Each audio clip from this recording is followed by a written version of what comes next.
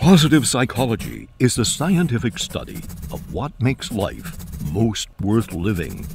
It is a science, and science requires testing theories against evidence.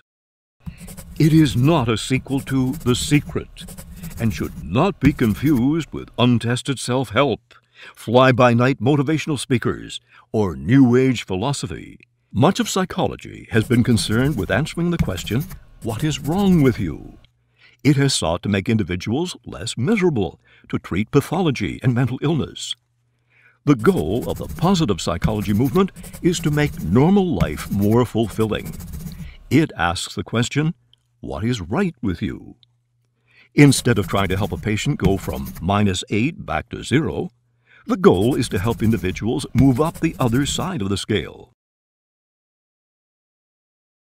The field is intended to complement, not to replace, traditional psychology. It does not seek to deny the importance of studying how things go wrong, but it does assert that strength is as important as weakness, and that it is just as important to build on the best things in life as to repair the worst. Positive psychology is concerned with increasing well-being. Is well-being the same thing as happiness? Not exactly. Martin Seligman, co-founder of the positive psychology movement, describes well-being as being made up of 5 pillars: positive emotion, engagement, relationships, meaning, and accomplishment. Branches of exploration in positive psychology. The term flow was coined by Mike Csikszentmihalyi, co-founder of the positive psychology movement. Flow is a state of absorption in one's work. It is characterized by intense concentration, loss of self-awareness, a feeling of being perfectly challenged, neither bored nor overwhelmed, and a sense that time is flying.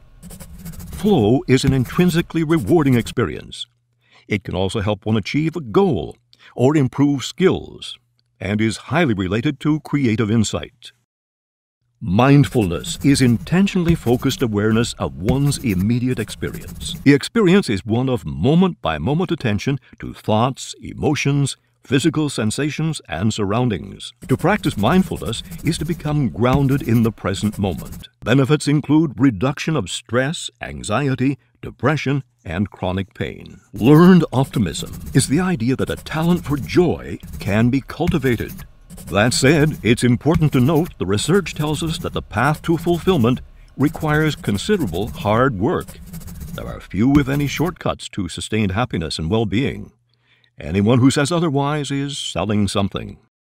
It is contrasted with learned helplessness, which is when one believes that he or she has no control over what occurs, and that external forces, such as genetics or social class, ultimately dictate his or her ability to accomplish a task or succeed. Evidence suggests that well-being is not simply the result of a fortunate spin of the genetic roulette wheel. There are things that people can actively do to lead more fulfilling lives. Professor Howard Gardner is leading a large-scale effort to identify individuals and institutions that exemplify good work. Work that is excellent in quality, socially responsible, and meaningful to its practitioners.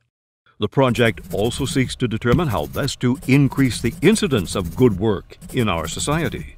The Good Work Project argues that society as a whole would be better off to encourage individuals to pursue excellence for its own sake, to gravitate toward projects where they regularly achieve a sense of flow, and to find positions that will help them achieve higher levels of fulfillment.